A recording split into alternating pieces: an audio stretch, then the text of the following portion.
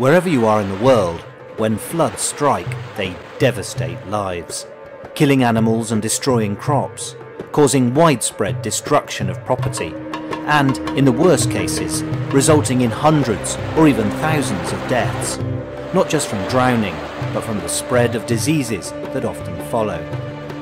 But the effects of floods depend on where you live and the resources you have to deal with them. Being born in Bangladesh means you'll not only grow up in the most flood-prone country in the world, it also means you're likely to be poor. And that means you'll be less able to deal with floods when they inevitably arrive. Experience one of their worst ever floods. The children might look like they're having fun, but this flood made more than 30 million people homeless, and 2/3 of the country remained underwater for over 50 days. A decade later, many people are only just beginning to recover, but with climate change raising sea levels and affecting weather patterns, many believe events like this are about to become much more common.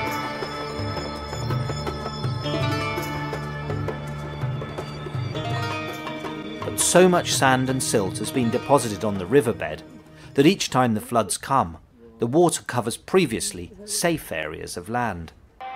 But deforestation and changing agricultural practices aren't the only human factors contributing to flooding.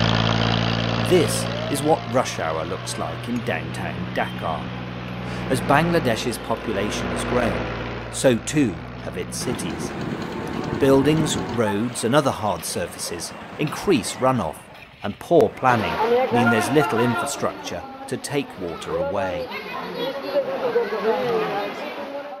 Large areas which were low-lying areas, so in the monsoon season, when the flood season came, the water would go and accumulate there rather than coming into our roads and houses.